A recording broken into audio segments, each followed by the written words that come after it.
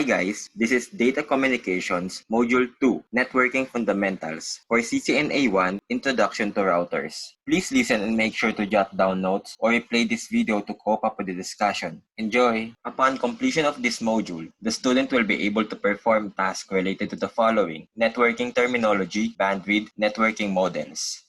Data networks. A data network is an electronic communications process that allows for an orderly transmission and receptive of data, such as letters, spreadsheets, and other types of documents. A network of network is called internetwork or simply internet. It is the largest network in existence on this planet. Internet is serving many purposes and is involved in many aspects of life. Some of them are websites, email, instant messaging, blogging, social media, marketing, networking, resource sharing, audio and video streaming. The table here shows that LAN refers to a small unit, while WAN refers to a large unit or longer distance. Networking devices. Equipment that connects directly to a network segment is referred to as a device. These devices are broken up into two classifications. The first classification is end-user devices. End-user devices include computers, printers, scanners, and other devices that provide services directly to the user. The second one is the network devices. The network devices include all the devices that connected to the end-user devices together to allow them to communicate. These devices allow to share, create, and obtain information. The host devices can exist without a network, but without a network, the host capabilities are greatly reduced. The NIC are used to physically connect host devices to the network media. They use this connection to send emails, print reports, scan pictures, or access databases. The end-user devices that provide users with a connection to the network are also referred to as a hosts. A NIC is a PCB board that fits into the expansion slot of a bus on a computer motherboard. It is also called a peripheral device. NIC, also sometimes called a network adapters. Laptop or notebook computers NIC are usually the size of a PCMCIA card. Each NIC is identified by a unique code called MAC address. This address is used to control data communication for the host on the network.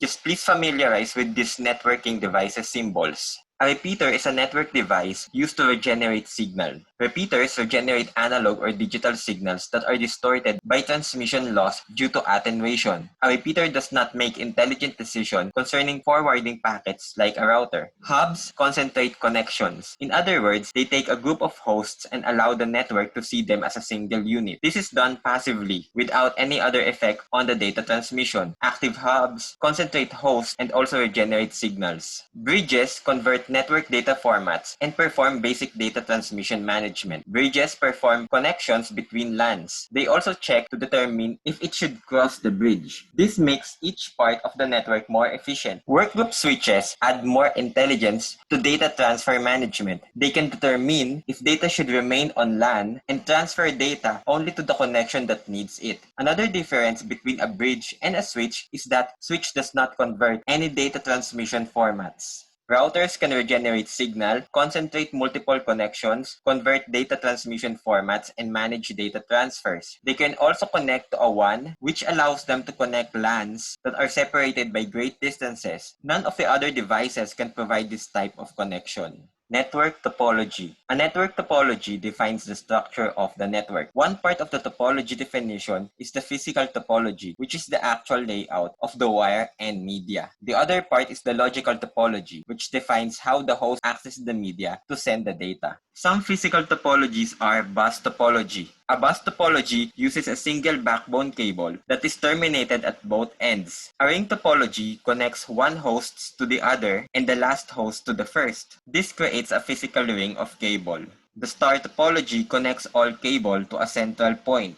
An extended star topology links individual stars together by connecting the hubs and switches. A hierarchical topology is similar to an extended star. However, instead of linking the hubs and switches together, the system is linked to a computer that controls the traffic of the topology. A mesh topology is implemented to provide as much protection as possible from interrupted of service. A logical topology of a network determines how the hosts communicate across the medium. The two most common types of logical topologies are broadcast and token passing. The use of broadcast topology indicates that each host sends all data to all other hosts on the network medium. There is no order that the station must follow to use the network. It is a first come, first served. Ethernet works this way will be discussed later in the course. The second logical topology is token passing. In this type of topology, an electronic token is passed sequentially to each host. When a host receives the token, that host can send data on the network. If the host has no data to send, it passes the token to the next host and the process repeats itself.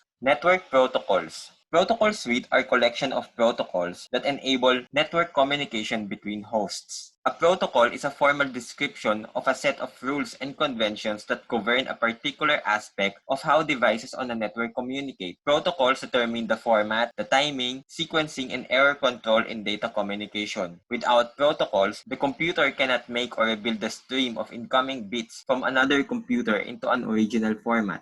LANs, or Local Area Network, are designed to operate within a limited area, allows multi-access to high-bandwidth media, control the network privately under local administration, provide full-time connectivity to local services, and it connects physically adjacent devices. Please remember these networking symbols. Some common LAN technologies are Ethernet, Token Ring, and FDDI. WANs, or Wide Area Network, are designed to operate over a large geographical area. It allows access over serial interfaces operating at lower speeds. It provides full-time and part-time connectivity. It connects devices separated over wide, even global areas. Please remember these networking symbols. Some common WAN technologies include the following: modems, ISDN, DSL, frame relay, T1, E1, E3, and SONET. Metropolitan Area Network, or MAN. Wireless bridge technologies can send signals across public areas, can also be used to create a MAN. A MAN usually consists of two or more LANs in a common geographical area. Storage Area Networks, or SAN. SAN is a group of storage management.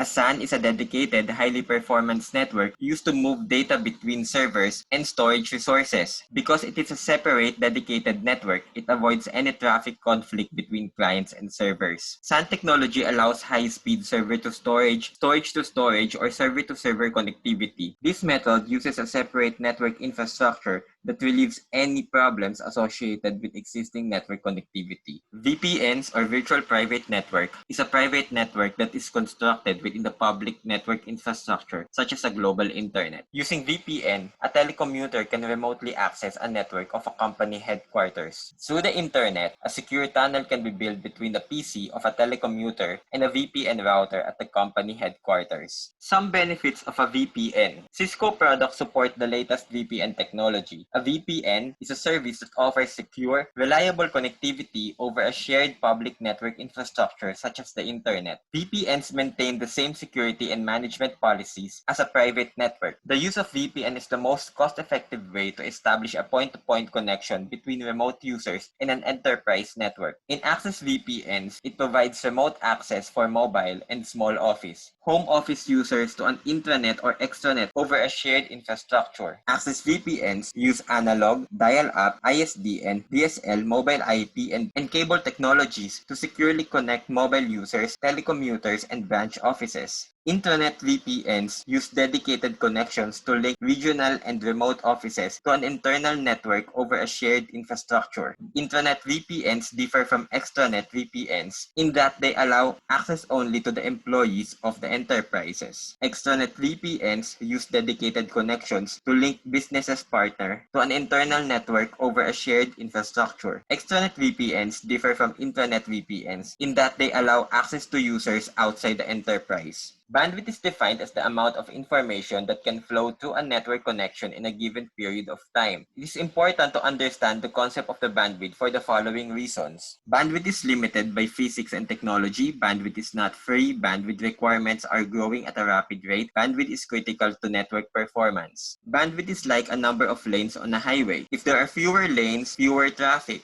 If there are many lanes, many traffic can pass. The network devices are like on-ramps, traffic signals, signs, and maps. They used to regulate where the traffic flows. The packets are like vehicles. These packets are used to send and receive the data traffic that is passing to these lanes. Bandwidth measurements. In digital systems, the basic unit of bandwidth is bps or bits per second. Bandwidth is the measure of how many bits of information can flow from one place to another in a given amount of time. Although bandwidth can be described in bps, a larger unit of measurement is generally used, like kbps, mbps, gbps, and tbps. Please recall the conversion table of the following units of bandwidth. Now let's move on to networking models. The OSI reference model. The OSI or Open System Interconnection is a product of International Organization for Standardization. It is a prescription of characterizing and standardizing the functions of a communication system in terms of abstraction layers. Similar communication functions are grouped into logical layers. The OSI reference model is a framework that is used to understand how the information travels through the network. This model explains how packets travel to the various layers to another device on a network, even if the sender or destination have different types of network media. In the OSI reference model, there are 7 numbered layers, each of which illustrates a particular network function. Dividing the network into 7 layers provide the following advantages. It breaks network communication into smaller, more manageable parts. It standardizes network components to allow multiple vendors development and support. It allows different types of network hardware and software to communicate with each other. It prevents changes in one layer from affecting other layers. And it divides network communication into smaller parts to make learning it easier to understand.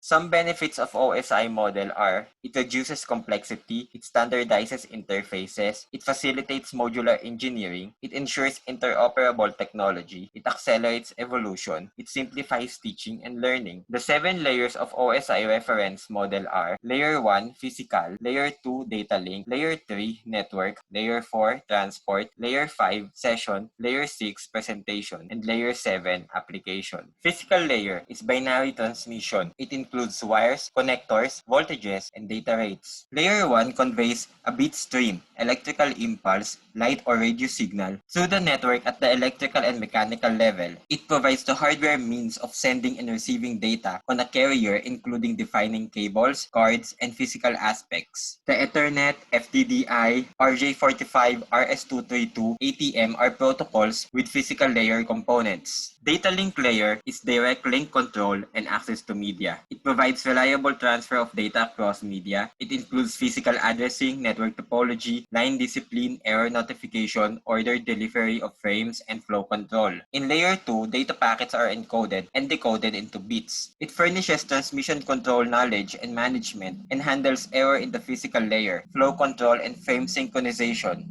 The data link layer is divided into 2 sublayers, the MAC layer and the LLC layer. The MAC sublayer or the Media Access Control layer controls how a computer on a network gains access to the data and permission to transmit it. The LLC layer or the Logical Link Control layer controls frame synchronization, flow control, and error checking. Some examples under data link layer include PPP, FDDI, ATM, HDLC, and frame relay. Network layer is network address and best path determination. It provides logical addressing and best effort delivery. The Layer 3 provides switching and routing technologies, creating local paths, known as virtual circuits, for transmitting data from node to node. Routing and forwarding are functions of this layer, as well as addressing, internetworking, error handling, congestion control, and packet sequencing. Layer 3 network examples include AppleTalk, DDP, IP, and IPX. Transport layer is end-to-end connection. It is concerned with transportation issues between hosts. It provides data transport reliability. It establishes, maintain, and terminate virtual circuits. Fault detection and recovery information flow control is under this layer. The Layer 4 provides transparent transfer of data between end streams or hosts and is responsible for end-to-end error recovery and flow control.